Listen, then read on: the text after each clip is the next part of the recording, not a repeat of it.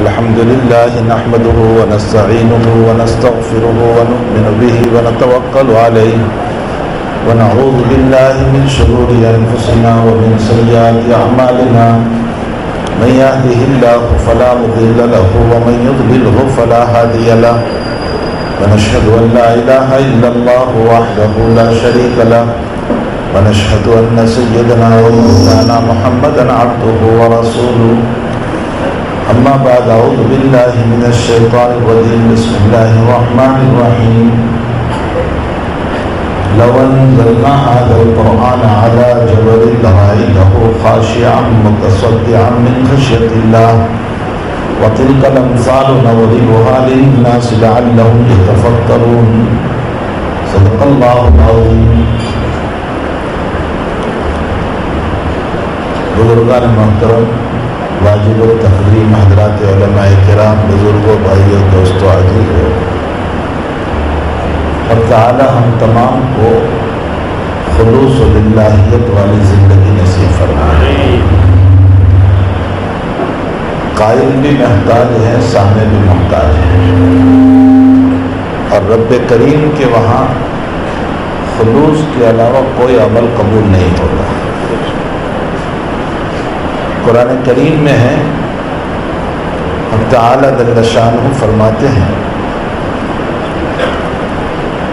کہ تم دودھ پینے سے پہلے تھوڑا سا غور کر لیا کرو. من بین فرث ودم لبنا خالصا سائغا للشاربین،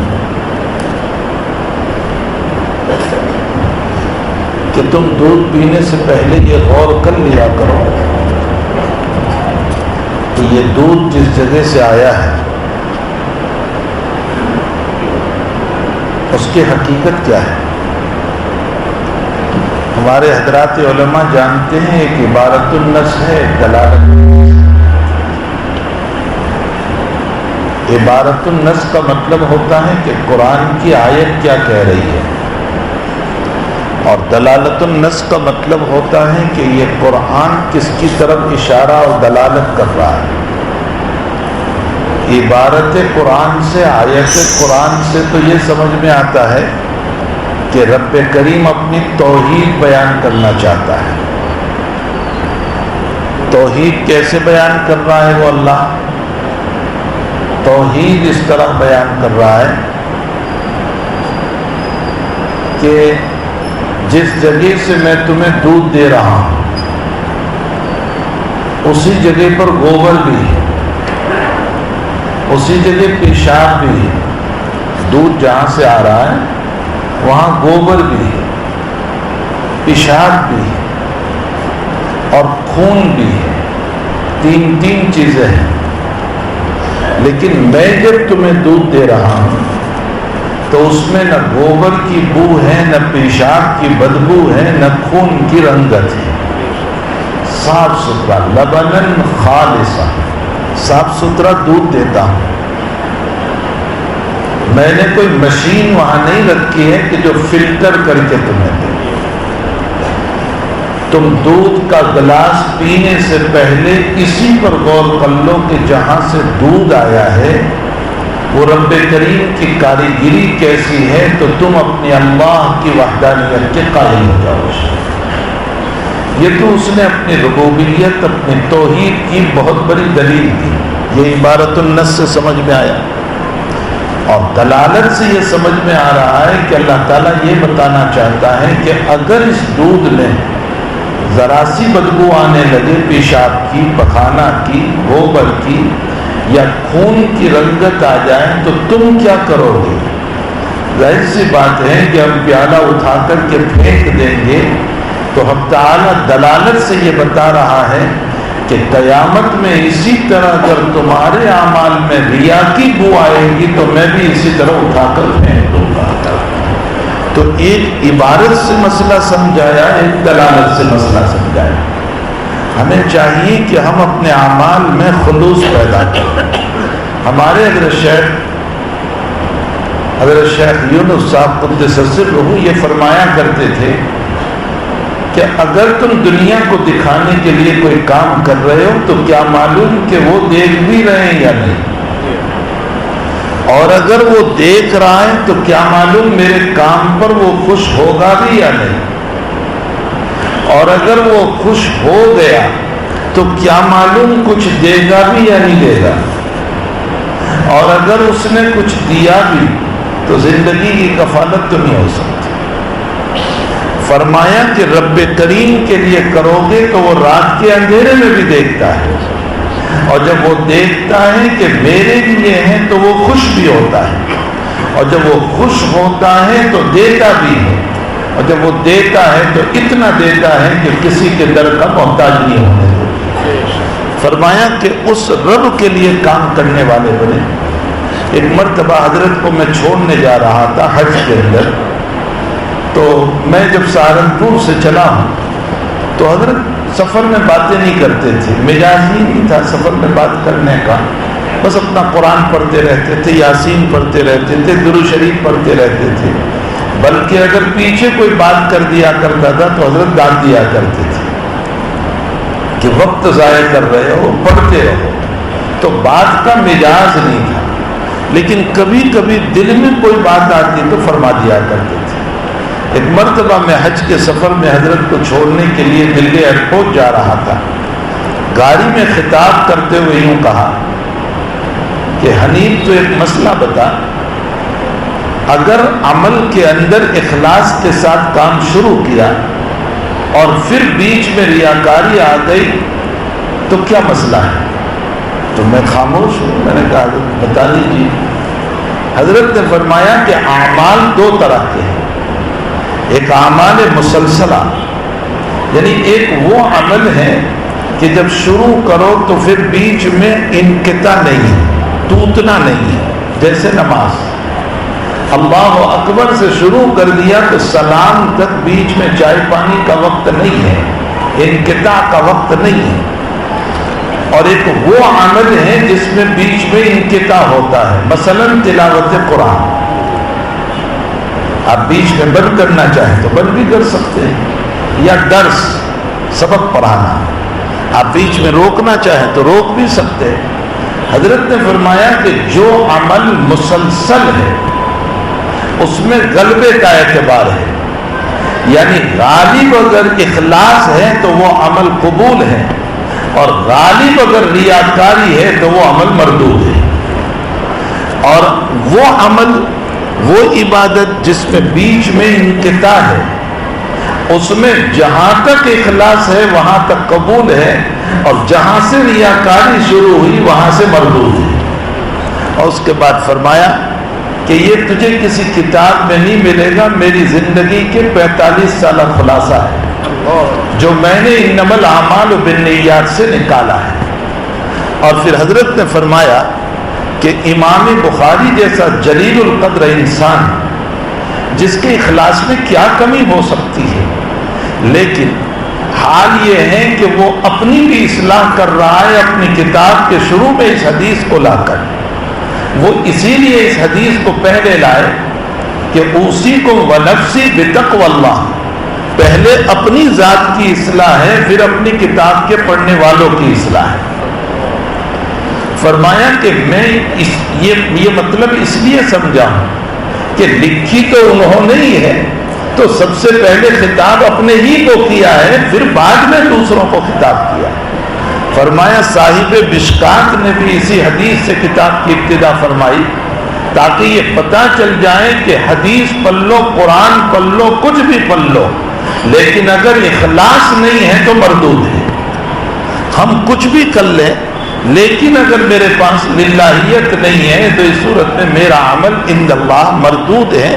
میں چاہے دنیا میں اپنے آپ کو علامہ بتا رہا ہوں، شیخ الحدیث بتاتا رہوں، مفتی بتاتا رہوں، فقیہ بتاتا رہوں، کچھ بھی کرتا رہوں، لیکن میرے عمل میں اگر اخلاص نہیں ہے تو اللہ بہتر جانتا ہے میرے عمل کو، اس کے وہاں وہ عمل مردود قرار دیا جائے گا۔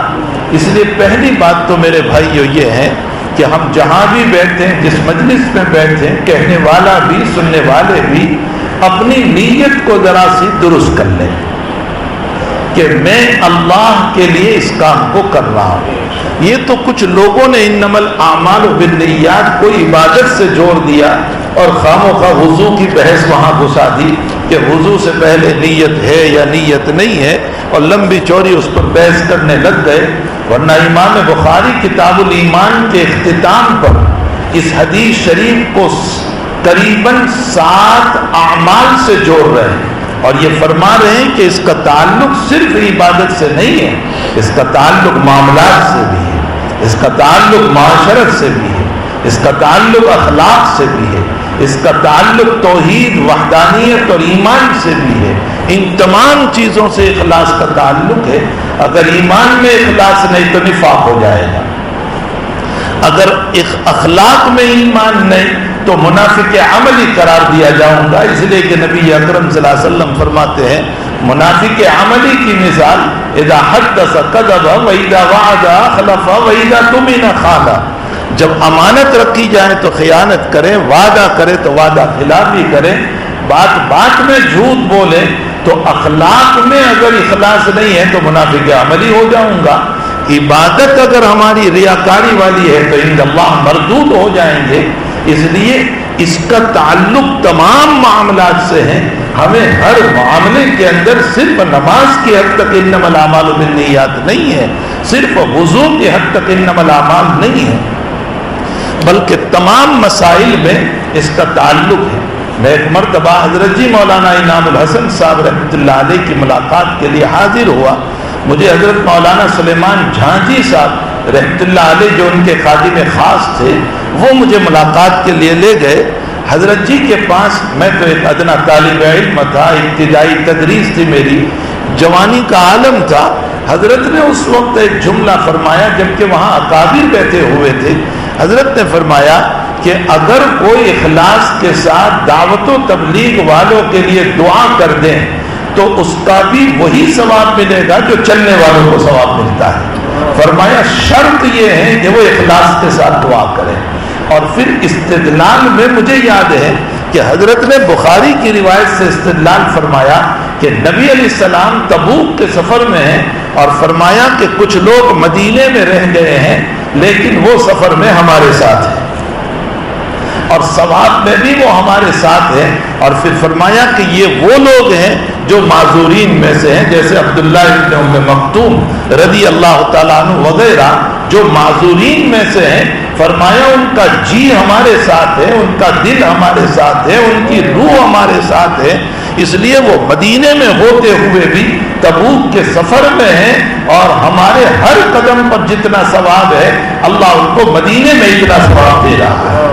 تو اخلاص کے ساتھ کسی کے لیے دعا کر دینا یہ بھی بہت بڑی دولت ہے۔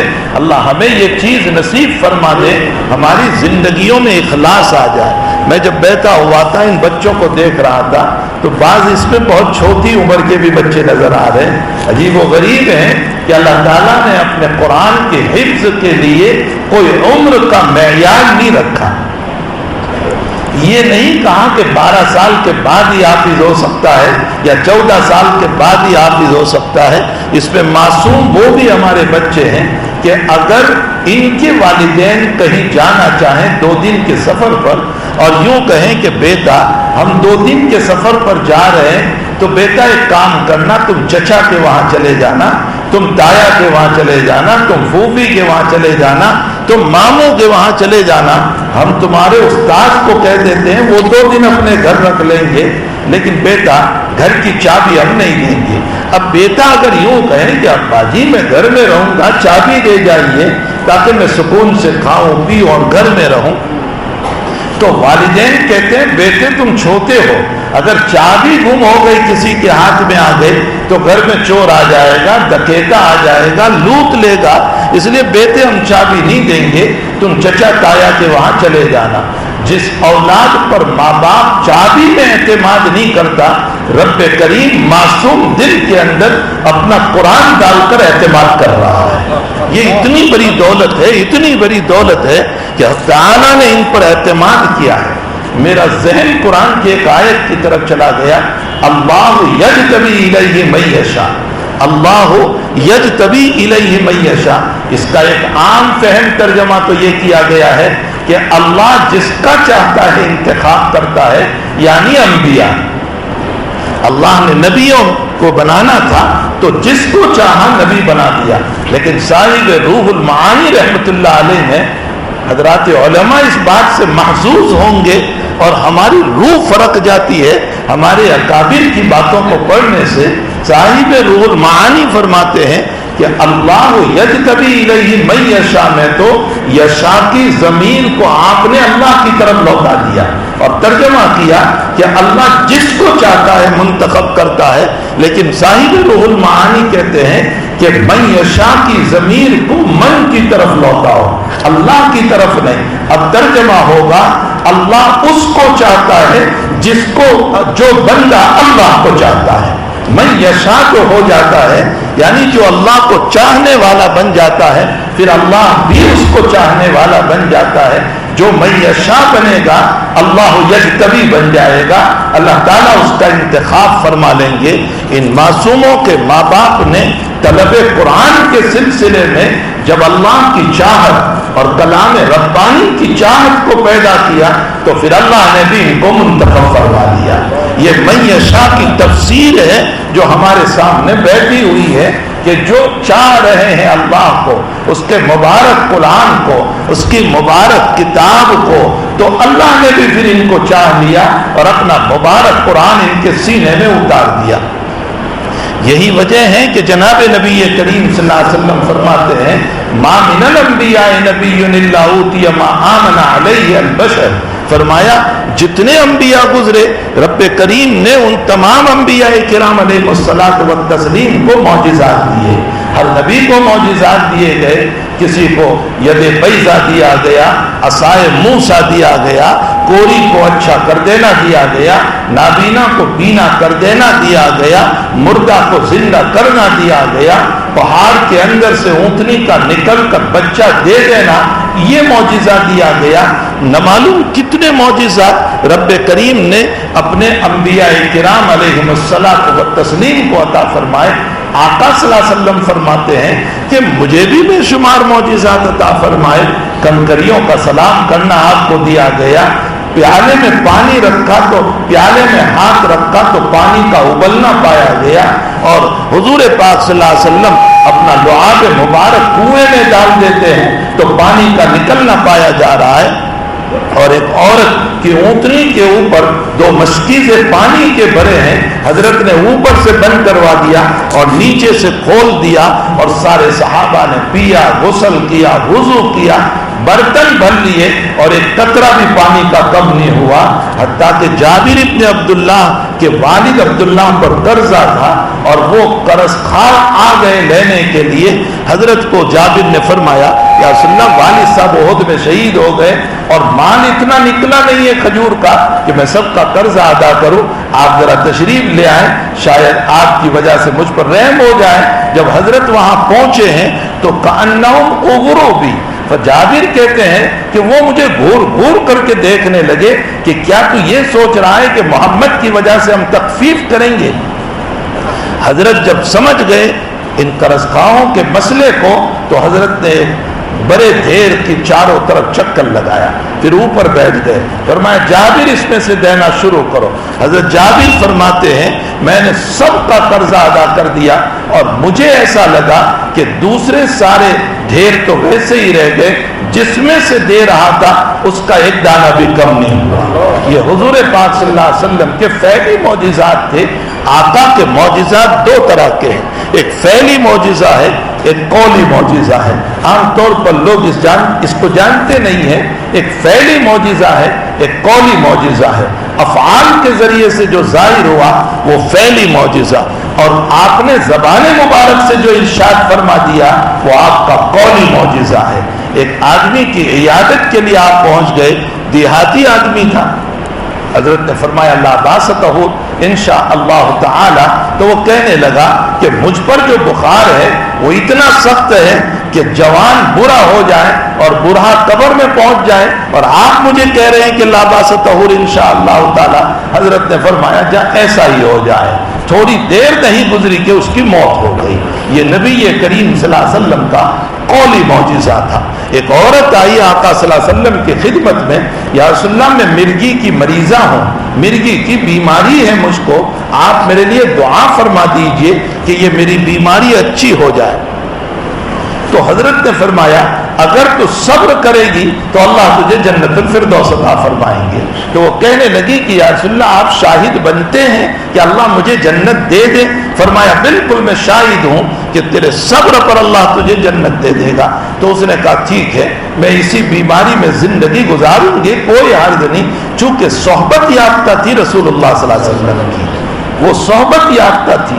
میں اور آپ ہم جیسا ہوتا تو شاید ہم یہ کہہ دیتے کہ اللہ نبی بیماری بھی اچھی ہو جائے اور جنت بھی مل جائے, ہمیں دونوں ہی ملنا چاہیے, یہاں شفا ہو جائے اور وہاں جنت مل جائے. لیکن اس عورت نے یہ نہیں کہا, فرمایا ٹھیک ہے میں صبر کروں گی تاکہ مجھے جنت مل جائے, لیکن کم سے کم آپ اتنی دعا تو میرے لیے فرما دیں کہ میں کبھی راستے میں گر جاتی ہوں, بے ہوش ہو جاتی ہوں تو میرا سطر کھلنے نہ پائیں, آپ اتنی دعا تو فرما دیں.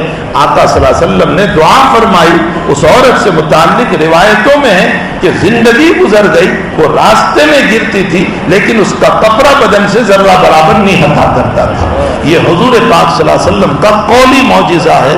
امام بیہقی رحمۃ اللہ علیہ نے دلائل النبوہ میں حضور پاک صلی اللہ علیہ وسلم کے 1000 معجزات لکھے اور اس کے بعد فرمایا یہ تو میرا علم ہے ورنہ میرے نبی کے اس سے بھی زیادہ ہے.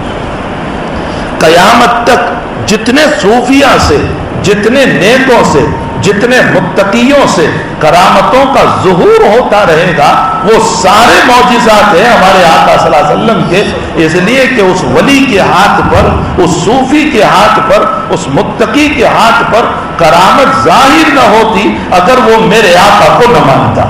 ظاہر سی بات ہے کہ جتنے کرامات ہیں وہ معجزہ ہے رسول اللہ صلی اللہ علیہ وسلم کا. اگر ان تمام کو شمار کر لیا جائے تو پھر ہزاروں کی تعداد کیا ہے, لاکھوں کی تعداد میں. لیکن عجیب و غریب بات یہ ہے کہ نبی کو مکلف بنایا جاتا ہے کہ معجزہ کو ظاہر کرو. نبی کو مکلف بنایا جاتا ہے کہ معجزہ کو ظاہر کرو, اس لیے کہ وہ دلیل نبوت ہے اور دلیل کو ظاہر کرنا پڑے گا تاکہ لوگ آپ کی نبوت کے قائل ہو جائیں. اور اولیاء کو مکلف بنایا گیا کہ اپنی کرامتوں کو چھپاؤ, الا ہے کہ کبھی کوئی ضرورت پیش آ جائے تو اور بات ہے وہ اپنی کرامت کو چھپاؤ, اس لیے کہ کرامت دلیل ولایت نہیں ہے, وہ تو کبھی استدراج بھی ہو سکتا ہے, کبھی ڈھیل بھی ہو سکتی ہے اللہ کی طرف سے. ہمارے حضرت مفتی محمد شفیع صاحب رحمۃ اللہ علیہ مرض الوفات میں حضرت مولانا الیاس صاحب رحمۃ اللہ علیہ کی عیادت کے لیے پہنچے.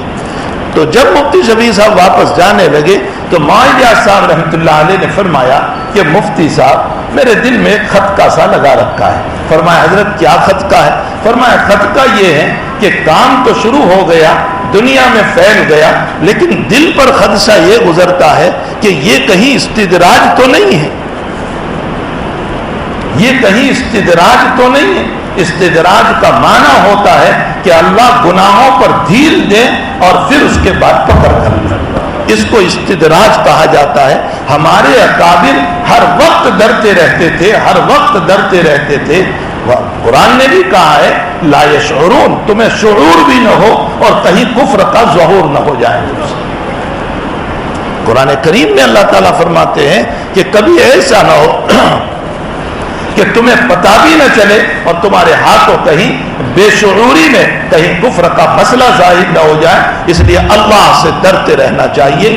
تو حضرت مفتی شفیع صاحب علیہ الرحمہ سے جب یہ سوال کیا تو حضرت نے فرمایا بالکل نہیں, آپ کا کام مقبول ہے, بالکل نہیں. تو بہرحال عالم آدمی تھے نا, کوئی جاہد تو تھے نا حضرت مولانا صاحب رحمۃ اللہ علیہ کہ اتنے سے جواب پر خوش ہو جاتے کہ واہ واہ واہ واہ واہ واہ, ایسا تو تھا نہیں. حضرت مولانا صاحب رحمۃ اللہ علیہ نے فرمایا دلیل کیا ہے؟ فرمایا دلیل کیا ہے؟ تو حضرت مفتی شفیع صاحب نے فرمایا کہ استدراج والوں کے دل میں اللہ کبھی یہ خطر بھی نہیں پیدا ہونے دیتا کہ یہ استدراج ہے. تمہارے دل میں خطر کا پیدا ہونا یہ خود مقبولیت کی علامت ہے. ورنہ استدراج والوں کو تو اللہ پکڑ کرنے والا ہے، بھلا ان کے دل میں کہاں یہ چیز پیدا ہونے دے گا۔ بہرحال حضرات اکابر تو حضرات اکابر ہیں، ان کی زندگی سے ہم تمام کو اپنی زندگی بنانے کی فکر۔ لوگ کہتے ہیں کہ لوگوں کی سوانح پڑھنے کو تم کیوں کہتے ہیں؟ ارے انہی اکابر کی سوانح ہمیں رسول اللہ تک پہنچاتی ہے۔ جب ان کی زندگی کا یہ عالم ہے جو غلاموں کے غلاموں کے غلاموں کے غلاموں کا یہ حال ہے، تو آقا کا کیا حال ہوگا؟ انہی کے ذریعے سے ہم پہنچتے ہیں۔ نظام الدین اولیاء رحمت اللہ علیہ سماع کے قائل تھے۔ سماع کا مطلب ہوتا ہے کہ اشعار شان رسالت میں پڑھے جائیں یا شان خداوندی میں پڑھے جائیں تو جوش آ جائیں اور کھڑے ہو جائیں، اس کو کہا جاتا ہے سماع۔ نظام الدین اولیاء قائل تھے اور وہ بے اختیاری مسئلہ تھا، کوئی تکلف نہیں تھا۔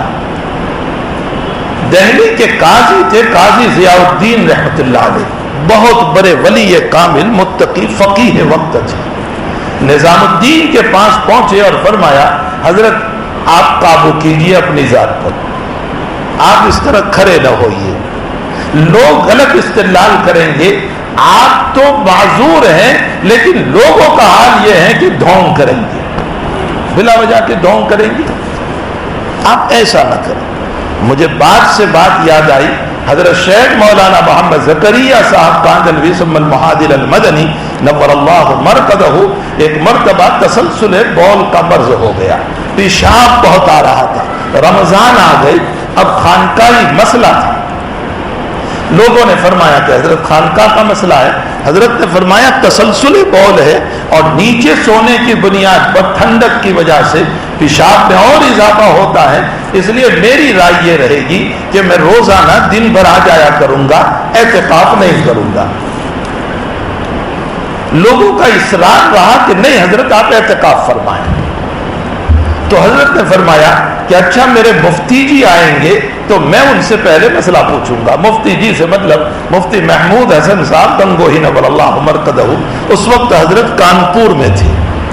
جمعرات کو تشریف لائے تو حضرت شیخ رحمت اللہ علیہ نے فرمایا مفتی جی تسلسل بول میں ہوں اور لوگ کہہ رہے ہیں اعتکاف کرو اور مجھ پر بہت زیادہ دباؤ ڈال رہے ہیں، میں کیا کروں؟ لوگ یہ بھی کہہ رہے ہیں کہ ہم آپ کے لیے چارپائی رکھ دیں تاکہ نیچے سونا نہ ہو، تو کیا میرے لیے چارپائی کی گنجائش ہو سکتی ہے اعتکاف میں؟ حضرت مفتی صاحب نے اسی وقت مجلس میں فرمایا ہرگز نہیں، پیر ہے استاد ہے، پیر ہے استاد ہے، سب کچھ ہے، فرمایا ہرگز نہیں۔ تو حضرت نے فرمایا بھائی میرے مفتی جی منع کر رہے ہیں، اس لیے میں دن بھر آؤں گا، رات میں گھر چلا آؤں گا۔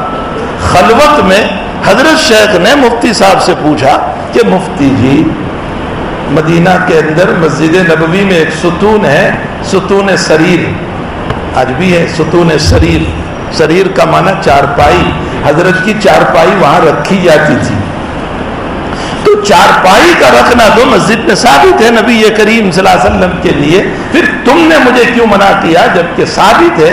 حضرت مفتی صاحب نے فرمایا کہ حضرت یہاں آنے والے بہت سارے عوام ہیں جو خانقاہ میں آئیں گے اور وہ آپ کی چارپائی کو دیکھیں گے، آپ کی مجبوری کو نہیں دیکھیں گے، اور جب وہ اپنے وطن میں جائیں گے تو ہر مسجد کو مسافر خانہ بنا دیں گے، اور فرمایا حضرت مسافر خانے کا ذریعہ آپ بن جاؤ گے، اس لیے میں نے منع فرمایا۔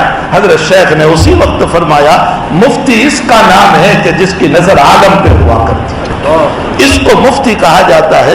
تو بہرحال ہمارے اکابر اللہ تعالیٰ نے ان پر جو علوم کھولے تھے، تو نظام الدین اولیاء کو قاضی ضیاء الدین نے فرمایا کہ آپ اپنے آپ پر قابو کریں، اس طرح نہ کیا کریں۔ نظام الدین نے فرمایا کہ اگر نبی سے اجازت دلوا دوں تو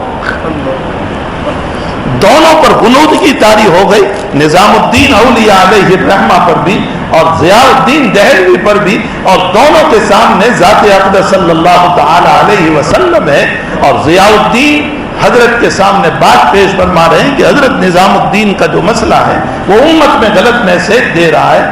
تو حضرت نظام الدین نے فرمایا حضرت میں مجبور ہوں، مجھے جوش آ جاتا ہے، میں کھڑا ہو جاتا ہوں۔ تو حضرت نے ضیاء الدین کو فرمایا چھوڑ دو، یہ مجبور اور معذور ہے،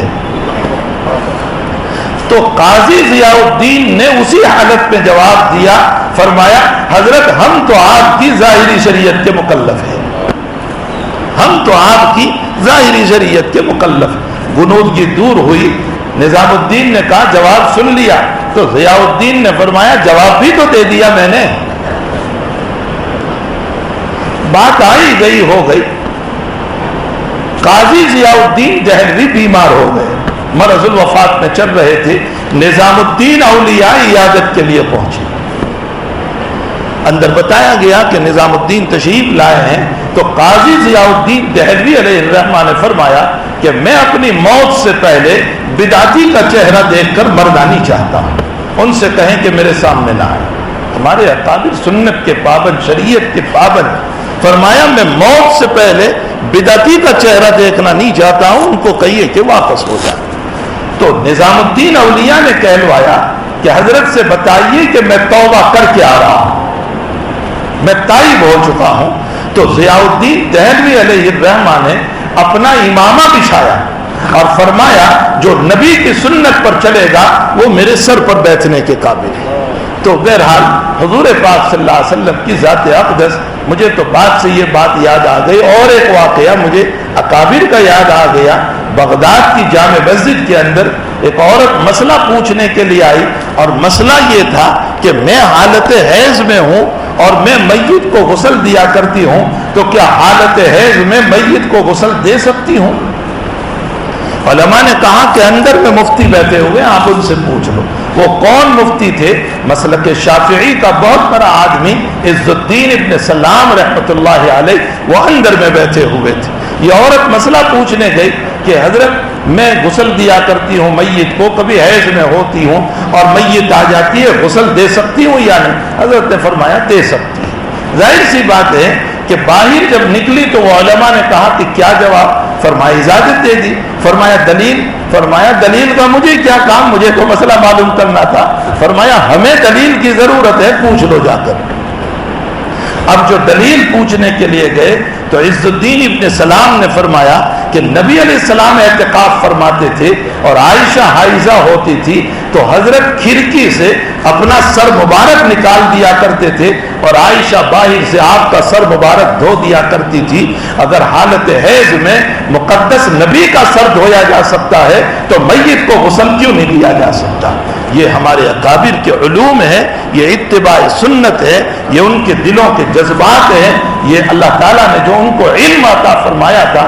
تو خیر بات سے بات نکل گئی، میں یہ کہہ رہا تھا کہ ہمارے آقا صلی اللہ علیہ وسلم کو بے شمار معجزات عطا فرمائے، لیکن حضرت فرماتے ہیں مجھے ایک معجزہ بہت بڑا دیا گیا، اوتی تو وحی، میرے سارے معجزات کے اندر سب سے بڑا معجزہ قرآن کریم ہے، یہ سب سے بڑا معجزہ ہے۔ سارے معجزات انبیاء کے ساتھ قبر میں چلے گئے، نبی علیہ السلام کے بھی سارے معجزات حضرت کے ساتھ رخصت ہو گئے۔ اب وہ کنکر بھی نہیں ہے جنہوں نے سلام کیا تھا، وہ اونٹنی بھی نہیں ہے جس نے سلام کیا تھا، وہ کنواں بھی نہیں ہے جس میں پانی بھر گیا تھا، وہ سارے معجزات ختم ہو گئے، لیکن قرآن مقدس باقی ہے۔ یہ حضور پاک صلی اللہ علیہ وسلم کا وہ معجزہ ہے جو رہتی دنیا تک رہنے والا ہے۔ آگے حضرت فرماتے ہیں وَأَرْجُو أَنْ أَكُونَ أَكْثَرَهُمْ تَابِعًا يَوْمَ الْقِيَامَةِ، مجھے امید ہے کہ قیامت کے دن تک سب سے زیادہ متبع میرے ہوں گے، اس لیے کہ میرا معجزہ قیامت تک رہے گا تو دیکھنے والے بھی قیامت تک آئیں گے، اور جب دیکھنے والے قیامت تک آئیں گے تو ایمان لانے والے بھی قیامت تک آئیں گے۔ اس لیے قیامت کے دن بھی سب سے بڑی جماعت میری ہوگی، مسلمانوں کی، اور مجھے امید ہے کہ سب سے زیادہ ایمان لانے والے مجھ پر ہوں گے۔ دنیا کی ساری طاقتیں روکتی رہے اس بات سے کہ کوئی ایمان نہ لائے، کوئی مسلمان نہ بنے، ان کے دل میں ایمان نہ اترے، لیکن رب کریم اللہ یجتبی الیہ من یشاء میں اس قرآن کو دیکھ کر کے کوئی من یشاء بن جاتا ہے تو دنیا کی کوئی طاقت اس کو روک نہیں سکتی، اس لیے کہ اللہ اس کو منتخب کر لیا کرتا ہے، حق تعالیٰ اس کو منتخب کر لیا کرتا ہے۔ اس لیے قرآن کریم ایک زبردست معجزہ ہے رب کریم کا جو اس امت کو ملا ہے اور ہمارے سامنے ہیں. اس سے بڑھ کر اس کی دلیل کیا ہو سکتی ہے کہ حضرت قرآن کے ذریعے سے چیلنج پہ چیلنج کرتے جا رہے ہیں کہ اس جیسا قرآن لے آؤ, اس جیسی 10 سورتیں لے آؤ, اس جیسی 10 آیتیں لے آؤ. ارے چھوڑو 10 آیتوں کو, فاتو بھی آیتی, ایک آیت لے آؤ. اور وہ بھی قید نہیں ہے کہ کوئی طویل آیت لاؤ, کوئی طویل آیت کی قید نہیں, چاہے مختصر آیت لے آؤ, چھوٹی سی آیت لے آؤ, لیکن قیامت کا سویرا ہو جائے گا. 1400 سال میں تو کوئی لا نہیں سکا, قیامت تک بھی کوئی لا نہیں سکتا. مسیلمۃ الکذاب نے 2-3 صورتیں بنائی تھی. ایک ابن قیم نے ان صورتوں کو نقل کیا ہے. ایک تو اس نے بنائی تھی الفیل ملفیل وما ادراک ملفیل لہو خرطوم طویل وذنب کثیر, یہ اس نے صورت بنائی. ہاتھی ہے ہاتھی, کیا کہنا ہاتھی کا, اس کی لمبی سونڈ ہوتی ہے اور چھوٹی دوم ہوتی ہے. ہمارے حضرت شیخ یونس صاحب قدس سرہ نے فرمایا حق بے باولا کہیں کا, ہمارے وہاں کا تو بچہ بھی جانتا ہے کہ ہاتھی کی سونڈ لمبی ہوتی ہے اور دم چھوٹی ہوتی ہے. یہ کیا تو نے صورت بنائی؟ ایک میرا اللہ صورت بناتا ہے الحاق کا ملحاق کا وما ادراک ملحاق کا, ہلا دینے والی وہ صورت ہے کہ جو قیامت تک اس کا مقابلہ کوئی نہیں کر سکتا. اس کی ایک صورت اور بھی ہے, ابن قیم نے اس کو نقل کیا ہے الطاحنات طحنا, پیسنے والی کیا ہی خوب پیسنے والی ہے, اور پکانے والی کیا ہی خوب پکانے والیاں ہیں, اور روٹی بنانے والی کیا ہی خوب. وہ ان المسلمین والمسلمات پر وہ مقابلے میں وہ آیت کو لا رہا ہے. تو وہ کہہ رہا ہے کہ الطاحنات طحنا, جو پیسنے والیاں, پکانے والیاں اور روٹیاں بنانے والیاں, یہاں تک کی آیت ہے. تو ہمارے حضرت نے آگے فرمایا کہ بس اتنا ہی باقی رہ گیا ہے کہ کھانے کے بعد 2 ہی مسئلے ہوا کرتے ہیں, الحاقنا تو حقنا والموتیا تو متنا, بس یہ مسئلے رہ گئے ہیں. اس کو تو کیوں بھول گیا, اس کو بھی تجھے لے آنا چاہیے تھا. تو بہرحال قرآن کریم ہے, قیامت تک کا چیلنج ہے کہ اس کی ایک آیت کو کوئی پیش نہیں کر سکتا ہے. حق تعالیٰ نے وہ معجزہ ان بچوں کے سینوں میں اتارا ہے. اور ظاہر سی بات ہے کہ معجزات چمکتے ہوتے ہیں, تو معجزہ جس جگہ پر اترے گا اس کے دل کو بھی چمکتا بنا دیا کرتا ہے. جب معجزہ خود چمکتا ہے تو معجزہ جس جگہ اترتا ہے اس کو بھی چمکدار بنا دیا کرتا ہے. شرط یہ ہے کہ میں اپنے گناہوں سے اسے کالا نہ کروں, میں اپنے گناہوں کی نحوست سے اسے کالا نہ کروں. میں نے ابھی 2-3 جگہ ایک بات سنائی کہ قرآن کریم میں نفس کی 3 قسمیں بیان کی گئی, امارہ, لوامہ اور مطمئنہ. لیکن اللہ نے خطاب کس کو کیا, وہ یا ایتھا النفس المطمئنہ, نفس اللوامہ بھی نہیں, یا ایتھا النفس الامارہ بھی نہیں. کیوں آخر نفس امارہ اور لوامہ کو خطاب نہیں کیا؟ مطمئنہ اطمینان اور طمانینت سے ہے. طمانینت کا معنی تواضع, زمین پر جھک جانا. تو جس نفس میں تواضع, جھکنا, عاجزی, انکساری, گناہوں سے پرہیز, اللہ اس کو خطاب کرتا ہے. قربان جائیے, عجیب و غریب اس کے اوپر ہمارے اکابر نے فرمایا کہ نفس امارہ اور لوامہ گناہوں میں ملوث ہے. تو اللہ یہ اشارہ کرنا چاہتا ہے کہ تم گناہوں میں ملوث بنو گے تو تم میرے خطاب کے لائق نہیں رہو گے, تم میرے خطاب کے لائق نہیں رہو گے. میں تمہیں اپنا مخاطب نہیں بناؤں گا. مخاطب اس کو بناؤں گا جو توبہ کر لے, جو اپنے آپ کو صاف ستھرا بنا لے, جو اپنے آپ کو پاکیزہ بنا لے, میں اس کو خطاب کروں گا. باقی جو گناہ والے ہیں, اور انفاس عیسیٰ میں ہمارے حضرت اقدس تھانوی رحمۃ اللہ علیہ فرماتے ہیں دل کے اوپر ضرب لگنے والی بات ہے. حضرت نے فرمایا کہ جس روح کو اللہ نے پاکیزگی کے ساتھ مجھے دیا تھا, میں نے اس کو اپنے گناہوں سے گندا کر دیا, تو رب کہتا ہے کہ اب تو میرا مخاطب نہیں لے سکتا.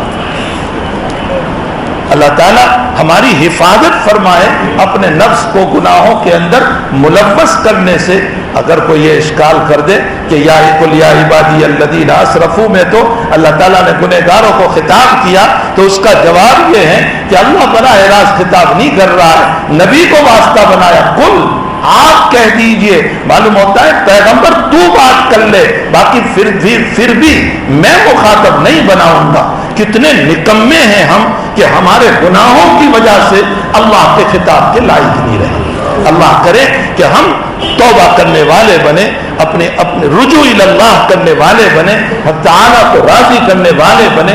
یہ جتنے حالات, جتنے مسائل, جتنی پریشانیاں جو اس وقت ہمارے سروں پر بندلا رہی ہے, اس کی بنیادی وجہ یہ ہے کہ ایک طرف استغفار ختم ہو گیا, ایک طرف اتباع نبوی ختم ہو گیا.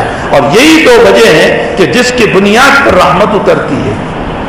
ما کان اللہ لیعذبہم وانت فیہم, اے رسول جب تک آپ رہیں گے میں عذاب نہیں اتاروں گا. آگے فرمایا اگر رسول نہ رہے وما کان اللہ معذبہم وہم یستغفرون, تیری امت استغفار کرتی رہے گی تو بھی نہیں اتاروں گا. معلوم ہوتا ہے امت استغفار چھوڑے گی تو حالات اترنے والے ہیں. دوسری طرف احد کا واقعہ یہ بتا رہا ہے کہ جن 50 صحابہ کو اوپر کھڑا کیا اور وہ نیچے اتر آئے اور نبی کی بات کو نہیں مانا تو حالات کامیابی کے ناکامی میں بدل گئے. اور مسئلہ یہ ہو گیا کہ خود نبی کریم صلی اللہ علیہ وسلم زخمی ہو گئے, آپ کے سر میں کری گھس گئی, آپ کے دانت مبارک ربائی دانت کا کچھ حصہ ٹوٹ گیا, شہید ہو گیا, آپ ایک کھڈے میں گر پڑے, آپ لہو لہان ہو گئے. خود حضرت نے فرمایا وہ قوم کیسے کامیاب ہو سکتی ہے جس نے اپنے نبی کے چہرے کو زخمی کیا اور 70 صحابہ کرام شہید ہو گئے اور صحابہ کا زخم اپنی جگہ مسلم ہے. ان تمام کی بنیاد وہ ایک بات کے چھوڑنے کی بنیاد پر ہے. معلوم یہ ہوتا ہے اتباع نبوی کو چھوڑنے پر جب نبی کے ہوتے ہوئے حالات آ سکتے ہیں تو اولیاء اور علماء کون ہوا کرتے ہیں؟ کوئی یہ کہے کہ اس زمانے میں علماء ہیں, اولیاء ہیں, حالات نہیں آنے چاہیے. وہاں آقا موجود ہے, نبی موجود ہے, امام الانبیاء موجود ہے, اور ان کی موجودگی میں ان کی ایک بات کے نہ ماننے پر حالات آ گئے تو ہزاروں اولیاء علماء کیوں نہ ہو, لیکن اگر ہم نے نبی کی سنتوں کو چھوڑا ہے تو حالات کا اترنا لازم ہے. یہ حالات ہمارے لائے ہوئے ہیں ان دو بنیادوں پر, ایک استغفار کو چھوڑ دیا اور ایک اتباع نبوی کو چھوڑ دیا. ہمیں چاہیے کہ ہم ان دونوں کے اوپر آ جائیں. تقریریں بھی بہت ہوتی ہے, بیانات بھی ہو رہے ہیں, مسائل بھی سارے بیان کیے جا رہے ہیں, لیکن امت کے کانوں پر جو تک نہیں رہ رہی ہے. جس حالت میں ہے اسی حالت میں امت چل رہی ہے, چاہے وہ کورونا کی وبا چلی ہو, چاہے پکڑ دکڑ کی وبا چلی ہو, چاہے ظلم کے مسائل اور پہاڑ ٹوٹے ہو, اتنے سارے حالات ہو جاتے ہیں, پھر بھی میرے سر سے جو ہے نہیں رہتی ہے. اس کی وجہ یہ ہے کہ میں نے غفلت والی زندگی کو اپنانا پسند کر لیا ہے. حسن بصری سے کسی نے پوچھا کہ حضرت میں اتنے واعظ و نصیحت مسجد میں کرتا ہوں لیکن لوگوں کا حال وہی ہے کہ بے نمازی ہے تو بے نمازی ہے, بس مسجد میں نہیں آتے تو نہیں آتے. حسن بصری نے فرمایا کہ بھائی سوئے ہوئے کو بیدار کر سکتے ہیں, مرے ہوئے کو بیدار نہیں کر سکتے. ہمارے قلوب مر چکے ہیں, موت طاری ہو چکی ہے. ترک ذکر کی بنیاد پر, ترک نماز کی بنیاد پر, ترک استغفار کی بنیاد پر, ترک سنتوں کی بنیاد پر ہمارے قلوب مر چکے ہیں. مرے ہوئے کو کون بیدار کر سکتا ہے؟ اللہ کرے کہ دوبارہ ہمارے قلوب کو اللہ زندہ فرما دے, ہم میں روح پھونک دے رب کریم, ہمارا ہاتھ پکڑ لے اللہ تعالیٰ, ہماری پیشانی پکڑ لے اللہ تعالیٰ اور ہمیں راہ راست پر ڈال دے. یقیناً گناہ ہوتے ہیں, تقاضے بشریت پر, اس کا انکار نہیں ہے, بشر ہے, ہم معصوم نہیں ہیں, ہم سے گناہ ہو جاتے ہیں. کبھی آنکھ کا گناہ, کبھی ہاتھ کا گناہ, کبھی دماغ کا گناہ, گناہ ہوتے ہیں, لیکن دوام گناہ تو نہیں ہونا چاہیے. جو ہو گیا وہ ہو گیا, اس پر ہم توبہ کر لیں اور اللہ سے ہم یہ کہیں کہ اللہ شیطان مجھ سے گناہ کراتا ہے جو مجھے نظر نہیں آ رہا ہے, اور نفس مجھ سے گناہ کروا رہا ہے, اے اللہ جو میری پکڑ سے باہر ہے, اور یہ دونوں تیرے قبضے میں ہیں, یہ بھی تیرے قبضے میں ہے اور شیطان بھی تیرے قبضے میں ہے. رب کریم تو ان دونوں سے مجھے بچا لے, اے اللہ تو مجھے بچا لے. حضرت مولانا عبدالحی صاحب عارفی رحمۃ اللہ علیہ, جو حضرت اقدس تھانوی رحمۃ اللہ علیہ کے اجل خلفاء میں سے ہیں, وہ حضرت تھانوی کا ملفوظ نقل فرماتے ہیں, فرمایا کہ روزانہ اپنی دعا میں یہ کہا کرو اللہ شیطان سے بچا لے, اللہ نفس سے بچا لے, تاکہ قیامت میں اللہ پوچھ لے کہ یہ گناہ تو نے کیوں کیا اور یہ کیوں کیا, تو ہم اتنا تو جواب دے دیں گے اللہ میرے بس میں نہیں تھا, میرے قابو میں نہیں آ رہا تھا, میں نے تجھے بار بار کہا تھا اور تیرے بس میں تھا, تیرے قابو میں تھا, تو مجھے بچا سکتا تھا, تو نے نہیں بچایا. حضرت تھانوی فرماتے ہیں اگر یہ جواب ہمارا ہو گیا تو انشاءاللہ نجات کا راستہ نکل آئے گا. لیکن کبھی ہم نے اپنے معاملے کو اللہ کے حوالے ہی نہیں کیا. کبھی ہم نے نہیں کہا کہ اللہ شیطان سے بچا لے, نفس سے بچا لے. قیامت میں اس نے پوچھ لیا یہ گناہ کیوں کیے تو, اور اس موقع پر میں اللہ سے یوں کہوں کہ اللہ نفس نے کروایا, شیطان نے کروایا, اور میرا رب مجھ سے یہ سوال کر لے کہ کیا کبھی تو نے مجھ سے کہا بھی تھا, کیا تو میری پناہ میں آیا تھا؟ میں نے تجھے نہیں سکھایا تھا کہ فَإِذَا قَرَأْتَ الْقُرْآنَ فَاسْتَعِذْ بِاللَّهِ, میرے استعاذہ اور میری پناہ میں آیا کر. کیا تو نے میری پناہ مانگی تھی کبھی؟ میرے اور آپ کے پاس کوئی جواب نہیں ہو سکتا ہے. اس لیے ہمیں استعاذہ کرنا چاہیے اپنے نفس سے, شیطان سے, رب کریم سے. ہمیں جو ہے حوالے کر کے اپنے آپ کو بچانے کو اللہ کے حوالے کرنا چاہیے. تو اللہ تعالیٰ نے یہ جو بچوں کو حافظ قرآن بنایا ہے بہت مبارکبادی کے قابل ہے, اور ان کو جو کچھ انعامات دیے گئے ہیں ان کے والدین کی طرف سے, ان کے اقارب کی طرف سے, ان کے رشتہ داروں کی طرف سے, وہ بھی بہت خوب ہے, بلکہ یہ بہت کم ہے. اس قرآن کی دولت کو دیکھ کر 5,000 10,000 کوئی چیز نہیں ہوا کرتی. یہ تو ماں باپ کو تب پتہ چلے گا جب قبر میں سوئے ہوئے ہوں. ہمارے تو شاہ وسیع اللہ صاحب رحمۃ اللہ علیہ کا ملفوظ ہے اپنی اولاد کو دین کی تعلیم دو. نہیں دی تو وقت آئے گا کہ تمہاری اولاد تمہاری قبروں پر لات مارتی ہوئی چلے گی. شاہ وسیع اللہ صاحب کا ملفوظ ہے اپنی. اور میں نے میرے کانوں سے سنا, عید الاضحیٰ کا موقع تھا, نماز کے بعد کاٹنے والا وہ نماز سے جوان نکل رہا تھا. کسی نے کہا چل تیرے ابا کی قبر پر ذرا تھوڑی دیر کے لیے ہو لے. فرمایا ابا سو جو کرنا ہوگا قبر میں کرتا رہے گا, مجھے تو ابھی ذبح کر کے پیسے بنانے ہیں. یعنی لوگوں کی جانوروں کو ذبح کر کے پیسے. یہ بچے کا جواب ہے. کیوں؟ علم نہیں, دین نہیں, شریعت نہیں, قرآن نہیں. تو ظاہر سی بات ہے کہ جن کو دینداری دی ہے وہ ماں باپ قبر میں پتہ چلے گا کہ ولد صالح کیا چیز ہوتی ہے جو صدقہ جاریہ ہے. تو صدقہ جاریہ ہے. اور اگر آپ نے اس ادارے کے تعاون میں مدد کر دی تو میں سمجھتا ہوں کہ صرف آپ نے اپنے بچے کی مدد نہیں فرمائی بلکہ 800 بچوں کی مدد فرمائی. یہ 800 بچوں کا قرآن آپ کے حصے میں لکھا جائے گا. یہ 800 بچوں کا پڑھنا آپ کے حصے میں لکھا جائے گا. یہ 800 بچوں کا راتوں میں بیدار ہو کر کے قرآن کو یاد کرنا آپ کے حصے میں لکھا جائے گا. چاہے آپ نے 100 دیے ہو, 500 دیے ہو, 5,000 دیے ہو کہ 50,000 دیے ہو, تو یہ سارا کا سارا ثواب جو ہے وہ آپ کے حصے میں لکھا جائے گا. اس لیے جو کچھ آپ نے ان کو تعاون کیا, مفتی سعید صاحب رحمۃ اللہ علیہ کا بہت مشہور لطیفہ ہے جو حضرت نے مجھے خود سنایا تھا کہ میرا عامری کا جانا ہوا تو رمضان المبارک کی 27 کو میں نے بیان کیا, 26 کو مطلب ایک دن آگے بیان کیا کہ بھائی دیکھو ان حفاظ کرام کو کل اچھا ہدیہ دینا, اس لیے کہ مسئلے کی حیثیت سے مسجد کی رقم نہیں دینا ہے, لیکن ہدیے سے کس نے منع کیا ہے؟ سارے مصلی کو چاہیے کہ ہدیہ دے, اچھے سے اچھا ہدیہ دے. ایک ایک مصلی اگر 1000 روپے بھی دے دے تو اس غریب کا کام بن جائے گا. تو بہرحال جو ہے مسجد کی رقومات کا مسئلہ ہے, وہ سارے وہ مسئلے تو متولیوں کو وہی مسئلے نظر آتے ہیں, باقی جو ہدیے کا مسئلہ ہے وہ نظر نہیں آتا ہے. تو مفتی سعید صاحب نے فرمایا کہ بھائی کل کو ہر مصلی جو ہے وہ ان کو ہدیہ دے. دوسرے دن قرآن ختم ہوا, حافظ صاحب کو مفتی سعید صاحب نے بلایا, فرمایا کسی نے کچھ دیا تمہیں؟ میری تقریر کا کوئی اثر ہوا؟ تو اس بچے نے کہا کہ کسی نے پاکٹ قرآن جو دیا ہے نا اس میں کا پاکٹ قرآن دیا, کسی آدمی نے ایک چھوٹا سا قرآن دیا. تو حضرت نے فرمایا قرآن تو تیرے سینے میں ہے, یہ کوئی دینے کی چیز تھی؟ بھائی قرآن تو تیرے سینے میں ہے, تو نے خود سنایا ان کو, یہ کوئی دینے کی چیز تھی؟ تیرا جی خوش ہو جاتا. تو نے مہینہ بھر محنت کی, تو بھوکا رہا, تو نے تب کھانا کھایا جب لوگ آرام سے کھا کر رات میں سو جاتے تھے, تب حافظ قرآن کھانا کھاتا ہے. ہر وقت اس کو فکر رہتی ہے غلطی نہ ہو, قرآن اچھی طرح پڑھو.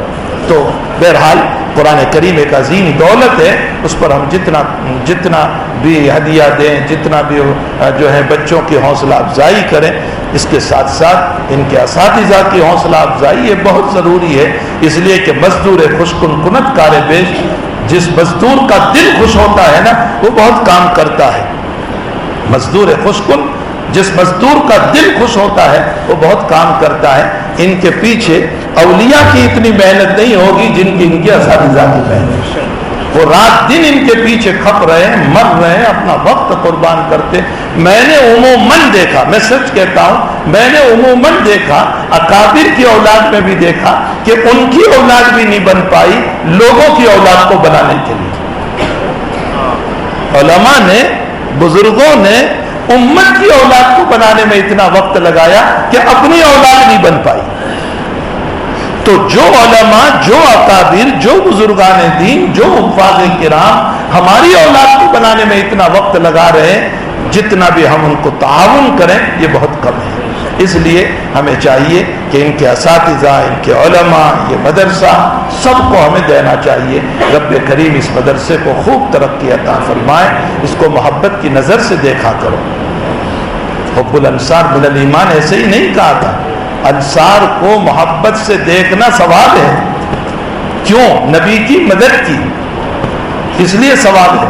تو مدرسہ دین کی مدد کر رہا ہے، اس بنیاد پر اس کو محبت سے دیکھنا یہ بھی باعث ثواب۔ لیکن مل صاحب نے صحیح کہا کہ ہمارے جو ہے معاملات ایسے ہیں کہ ہم زیادہ طور پر ایک دوسرے کے خلاف کرنے کو زیادہ پسند کرتے ہیں۔ میں جگہ جگہ ایک جملہ کہتا ہوں، اس سفر میں نے بہت کہا کہ لوگ اپنے دکھوں سے دکھی نہیں ہیں، دوسروں کے سکھوں سے دکھی ہیں۔ مجھے میری بیماری پر دکھ نہیں ہے، لیکن آپ صحت مند کیوں ہیں اس کے لیے مجھے دکھ ہو رہا ہے۔ مجھے میری غریبی پر تکلیف نہیں ہو رہی ہے، لیکن آپ کے پاس دولت کیوں آ گئی اس لیے مجھے تکلیف ہو رہی ہے۔ میں میرے دکھ سے دکھی نہیں، میں دوسروں کے سکھوں سے دکھی۔ میرے بھائیوں، یہ میرے نبی کی سنت نہیں، میرے نبی کی سنت تو یہ تھی کہ ہنستا ہوا دیکھا تو فرمایا اضحک اللہ سنت، اللہ تجھے ہمیشہ ہنستا رکھے۔ یہ نبی کی سنت۔ ہم تو لوگوں کو دیکھ کر خوش ہونے والے ہیں، ہم تو لوگوں کو دیکھ کر کے اپنے دل میں دعا دینے والے ہوں۔ ہمارا مزاج یہ ہونا چاہیے کہ ہم سے کام نہیں بن پاتا، جو کام کرنے والے ہیں ان کو دیکھ کر کے ہم خوش ہوں، ان کی حوصلہ افزائی کریں، ہو سکے ان کا تعاون کریں، ان کو محبت کی نظر سے دیکھیں، یہ ہمارا فریضہ بنتا ہے۔ میں حضرت قاری صدیق صاحب باندھوی نور اللہ مرقدہ کے ساتھ جوگوار کے جلسے میں گیا تھا، ختم بخاری میں حضرت نے وہاں فرمایا تھا کہ مدرسوں کو محبت کی نظر سے دیکھنے والے کو بھی انشاءاللہ اللہ اپنی مغفرت سے نواز دے گا۔ تو جب دیواروں کو محبت کی نظر سے دیکھنے پر مغفرت مل سکتی ہے تو پڑھانے والوں کو محبت کی نظر سے دیکھنے پر کتنا بڑا ثواب۔ اپنا دل وسیع رکھے، قصور ہر ایک سے ہوتا ہے۔ کون ایسا ہے جو معصوم ہے؟ صرف انبیاء معصوم ہیں، ان سے قصور نہیں ہوتے، باقی سب سے قصور ہوتے ہیں۔ قصور کو نہ دیکھو، ان کی بھلائیوں کو دیکھو، ان کی اچھائیوں کو دیکھو، ان کی خوبیوں کو دیکھو، ان کے اچھے کاموں کو دیکھو، ان چیزوں کو دیکھا کرو۔ ہمیں چاہیے کہ برائی والی نظر سے اللہ ہماری حفاظت فرمائے اور اچھی نظر والے اللہ ہمیں بنا دے۔ حضرت امام مالک نے مکان بنایا تو اس پر لکھا ماشاء اللہ لا قوت الا باللہ۔ کسی نے پوچھا کہ حضرت آپ نے یہ کیوں لکھا؟ فرمایا تیری نظر نہ لگے اس لیے۔ ہاں، برجستہ حضرت امام مالک نے فرمایا کہ تیری نظر نہ لگے اس لیے میں نے لکھا۔ حضرت امام مالک کا اشارہ تھا کہ تجھے تو خود ہی ماشاءاللہ پڑھنا چاہیے تھا، تو اوپر سے مجھ کو پوچھ رہا ہے کہ یہ کیوں لکھا ہے۔ تو اللہ ہماری بد نظری سے امت کی حفاظت فرمائے۔ میرے بھائیوں، اب یہ وقت نہیں ہے کہ ہم آپس میں لڑتے رہیں، ہم آپس میں پاؤں کھینچتے رہیں، ہم آپس میں ایک دوسرے کو ذلیل کرتے رہیں، ہم آپس میں ایک دوسرے کے دشمن بن کر کے رہیں، ہم آپس میں ایک دوسرے سے جھگڑ کر رہے ہیں۔ اب یہ وقت نہیں ہے۔ مسلمانوں، اگر اسی طرح زندگی گزری تو پھر اس سے بدتر حالات آ سکتے ہیں، اس سے بھی بدتر حالات آ سکتے ہیں۔ اس لیے اتفاق، اتحاد آپس میں پیار محبت اور ایک دوسرے کو درگزر کرنا، معاف کرنا، وسعت قلبی رکھنا اور وسعت قلبی کے ساتھ زندگی گزارو انشاءاللہ تعالی۔ اس میں بہت مزہ ہے، بہت مزہ ہے میرے بھائیوں۔ بہت اچھی بات کہی ہے کسی بزرگ نے، فرمایا کوئی آدمی اپنی محبوب چیز کسی کو نہیں دیتا۔ مجھے میری گھڑی محبوب ہے، میں کبھی کسی کو نہیں دوں گا، لیکن فرمایا اللہ کی ذات وہ ہے کہ اس نے اپنا محبوب امت کے حوالے کر دیا۔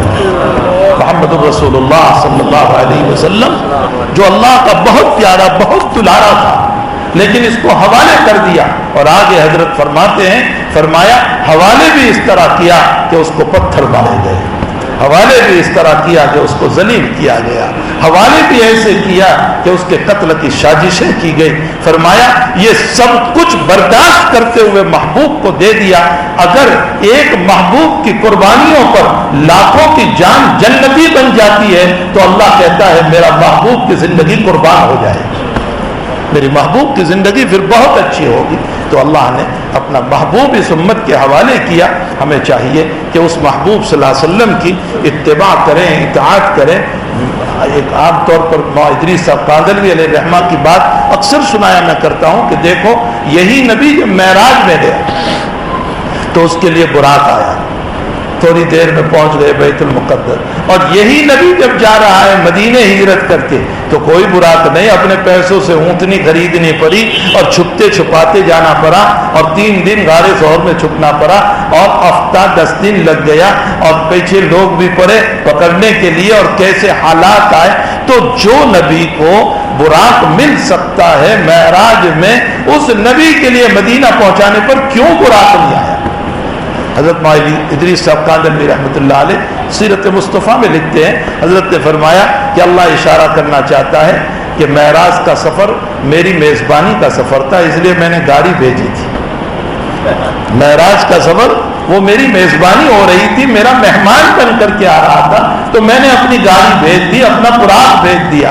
اور فرمایا ہجرت کا سفر دعوت و تبلیغ کا سفر تھا، اور یقینی بات ہے کہ میرے نبی کو اس حالت میں بھیج کر میں نے کہہ دیا کہ دعوت و تبلیغ کے لیے مشقتیں اٹھانی پڑیں گی۔ یہ طے شدہ ہے کہ حالات آئیں گے، پریشانیاں آئیں گی، مصائب آئیں گے، یہ راستہ ہی ایسا ہے کہ اس راستے میں حالات کے بغیر جنت مل ہی نہیں سکتی۔ حق تعالی ہم تمام کے مل بیٹھنے کو قبول فرمائے، اور رب کریم ہمیں اخلاص بھی عطا فرمائے، للہیت بھی عطا فرمائے، قرآن کی اتباع کا ذوق عطا فرمائے، سنت نبوی کی توفیق عطا فرمائے، اور استغفار کی کثرت کا اہتمام ہم سب کو اللہ نصیب فرمائے۔ وصلی اللہ علی النبی الکریم برحمتک یا ارحم الراحمین۔ درود شریف پڑھنے پہ الحمدللہ رب العالمین والعاقبۃ للمتقین والصلاۃ والسلام علی اشرف الانبیاء والمرسلین وعلی آلہ وصحبہ اجمعین۔ اللہم صلی علی سیدنا حبیبنا وشفیعنا وسندنا مولانا محمد وبارک وسلم۔ اللہ ہمارے گناہوں کو معاف فرما، ہمارے قصوروں سے درگزر فرما، ہمیں اخلاص عطا فرما، ہمیں اتحاد عطا فرما، ہمیں اتفاق عطا فرما، ہم سب کے دلوں کو ایک دل بنا دے، ہمارے قلوب کو ایک قلب بنا دے۔ اے اللہ ہمیں مسلمان جہاں کہیں پریشان حال ہو اس کی پریشانی ہمیں سمجھنے کی توفیق عطا فرما۔ اے اللہ ایک محبوب کے جھنڈا تلے ہم سب کو جمع فرما دے، حضور پاک صلی اللہ علیہ وسلم کے جھنڈا تلے ہمیں دنیا میں بھی جمع فرما اور ہمیں آخرت میں بھی جمع فرمانا۔ اے الہ العالمین اختلاف سے ہماری حفاظت فرما، اے اللہ تذلیل سے ہماری حفاظت فرما، اے اللہ کسی کے خلاف سازش سے ہماری حفاظت فرما، اے اللہ نظر بد سے ہماری بھی حفاظت فرما، بدنگاہی سے ہماری بھی حفاظت فرما، اے اللہ کسی کے خلاف زندگی گزارنے سے اللہ ہم سب کی حفاظت فرما۔ ان بچوں کو قبول فرما، ان کے سینے میں تا قیامت قرآن محفوظ فرما، ان کو اقرا وارتقی ورتل کما کنت ترتل کی دولت سے مالا مال فرما۔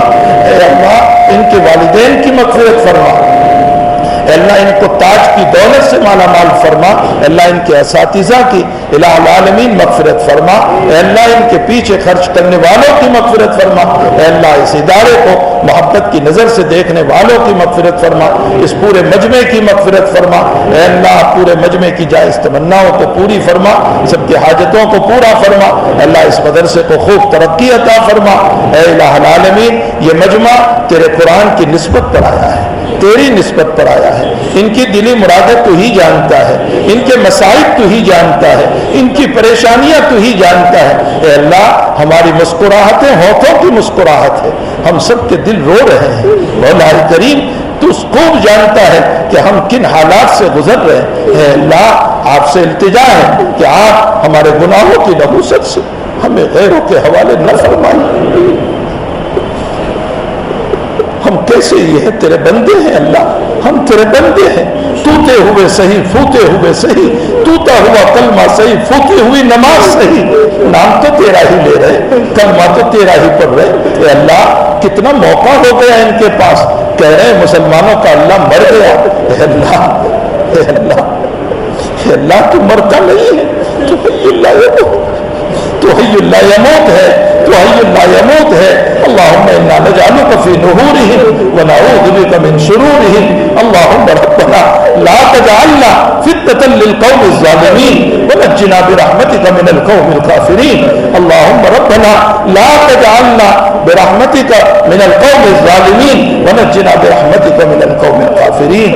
اے اللہ سب کے مسائل حل فرما دے، مشکلات حل فرما دے، پریشانیاں دور فرما دے، بے نکاحوں کے نکاح کا انتظام فرما، نکاح والوں میں محبتیں عطا فرما، بے اولادوں کو صالح اولاد عطا فرما، اولاد والوں کی اولادوں کو نیک صالح مطیع فرما بردار بنا۔ اے اللہ جب تک جلائیں آبر و عزت ایمان پر جلانا، موت دے تو نماز پر دینا، تلاوت پر دینا، ذکر پر دینا، حدیث پڑھاتے ہوئے دینا۔ اے اللہ کتے اور بلوں جیسی رجھتی موت سے اللہ ہم سب کی حفاظت فرما، ما بعد الموت کی ساری زندگی آسان فرما کر، اے اللہ نبی کے جھنڈا تلے ہم سب کو جمع فرما کر، اے اللہ جنت الفردوس میں ہم سب کو جگہ عطا فرمانا۔ اللہ ہماری دعاؤں کو اپنے فضل و کرم سے اس مجلس میں جس کے آنسو بہ رہے ہیں، کوئی تو ہوگا جس کی آمین تجھے پیاری ہوگی، اے اللہ ایک تو مخلص ہوگا اس مجمع، اے اللہ اس کی مخلصانہ آمین کے ساتھ ہم سب کی آمینوں کو بھی قبول فرما دے۔ آمین یا رب العالمین۔ وصلی اللہ علی النبی الکریم برحمتک یا